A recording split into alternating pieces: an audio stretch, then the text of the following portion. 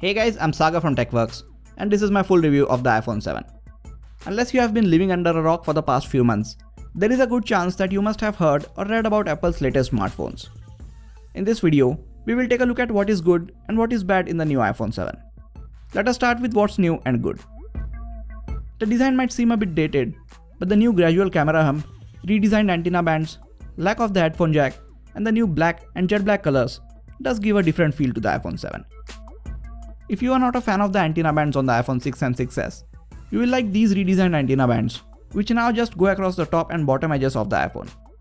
If you get the matte black or the jet black iPhone 7, these bands just vanish in the design and you will have to look very close to even notice that they are still there. However, these bands are clearly visible on the silver, gold, and rose gold colors of the iPhone 7 and 7 Plus. Design and color is a matter of personal choice, so everyone might not agree with me when I say I don't mind that Apple has carried forward a similar design for yet another year. But I do hope to see a big design overhaul to the iPhones, which will be launched next year.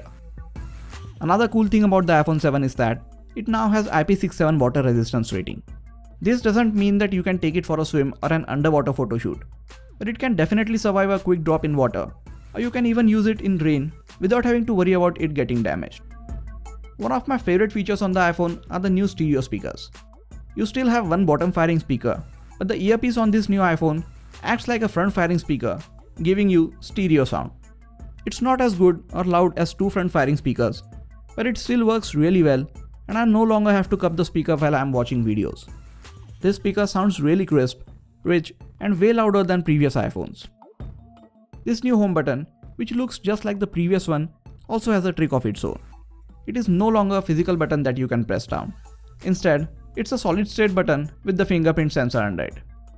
It doesn't really move when you press on it, but the haptic engine inside the phone vibrates to simulate a click. It seemed a bit different at first, but I quickly got used to it, and now I prefer this one over the physical home button.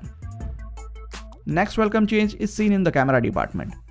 Instead of just having ring around the lens, now the aluminum back of the phone gradually rises to protect the camera. This looks better in my opinion. This camera still has a 12 megapixel sensor, but it now has a much wider f1.8 aperture. The camera module itself is bigger than the iPhone 6 and 6s, since you now get optical image stabilization on this smaller iPhone as well. The front-facing camera also gets an update, and it now sports a 7 megapixel sensor for even sharper selfies and 1080p video capture. This iPhone 7 takes really amazing images and videos. I have made a separate video for the camera review. I will leave a card to that video on the top right corner of the screen and also link it in the description section. Now the biggest and the most controversial change of all is removal of the 3.5mm headphone jack. Almost everyone has hated Apple for this. I personally have mixed feelings regarding this.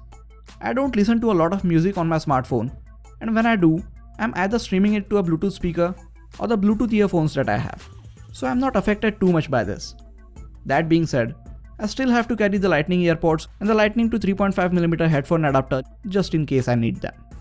I don't understand why everybody is hating this move.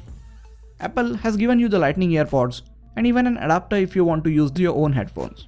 If you feel it's just another thing for you to carry and keep a track of, then just keep it attached to the 3.5mm port of the headphones, which you are anyways going to carry. However, I think the headphone jack elimination could have been pushed back by another year. But I guess Apple did it this year just to avoid this controversy with the 10th anniversary iPhones. With all these physical changes, you also get some changes inside the phone. First one being the new A10 Fusion chip. It's a quad-core processor and it is significantly faster than the A9 chip on the iPhone 6s. Apple has finally retired the 16GB storage option and doubled its storage capacities across all the models. The iPhone 7 now starts at 32GB of built-in storage and goes all the way up to 256GB. Another change that everyone will appreciate is the slight increase in the battery capacity compared to previous iPhone. We now get a 1960 mAh battery, which is 14% higher than before. While it might not seem a huge update on paper, in real life, this transforms to about 2 hours of extra usage. With the iPhone 6s, I had to charge it by the evening, but with the iPhone 7, I charge it just before going to sleep every night. This, while being an improvement, is still not as good as some of the Android smartphones I have been using in the past few months. The latest version of the iOS 10 runs smoothly on the iPhone 7. 3D touch gestures are now more widely integrated in this new operating system. Messages app gets a big overhaul. You can add widgets to a separate screen, and surprisingly, Apple Maps has got a lot better with time. We won't go too deep into iOS 10 as it is not exclusive to the iPhone 7. And now, here's what's not new with the iPhone 7. It still packs in a 4.7-inch display with a resolution of 1334 by 750 pixels. It is brighter and now supports much wider color gamut, which gives you very rich colors. And while the display looks really amazing, I still wish that Apple should have given us an AMOLED display for better battery life and bumped up the resolution to at least 1080p on this phone. I understand that a low resolution display draws less power and eventually saves the battery life. But if I am paying such a huge amount for a flagship smartphone, I expect it to run YouTube videos in at least 1080p, which this phone can't. I don't mind the size of the iPhone 7, as it fits in my hand perfectly.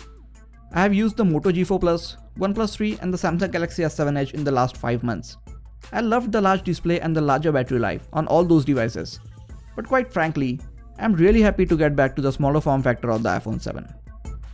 One of the worst things about the iPhones has to be the speed at which they charge. And this has still not improved with the iPhone 7. Almost all flagship smartphones support and come with some sort of fast chargers inside the box. But Apple still includes 5V 1A adapter in the box, which takes really long to fully charge the iPhone 7. If you guys don't know about it, iPhones have the tech that allows you to charge them faster if charged with a 10 or 12V charger. But you will have to purchase this charger separately, as Apple does not include it in the box. And even when you purchase these chargers, the speeds are not as fast as Quick Charge 3.0 or the dash charger that comes with the OnePlus 3. Even with these small complaints, the iPhone 7 is by far the smoothest and the fastest smartphone in the market right now. You don't have the customizability options that the Android smartphones provide, but I still prefer the rich and smooth experience that the iPhone has to offer. With water resistance, stereo speakers, optical image stabilization, slightly larger battery, and a blazing fast performance, Apple seems to be taking steps in the right direction with the iPhone 7. Now we just have to wait and pray for them to increase the resolution of the display to above 750 pixels on the next smaller iPhones. If you are looking for a premium smartphone in a compact body, look no further than the iPhone 7. That is it for this video guys. Please hit the like button if you enjoyed this video and also subscribe to the channel for more quality tech videos like this. You can also check out some of the other videos on this channel. This is Sagar and I'll catch you guys in the next video. Take care.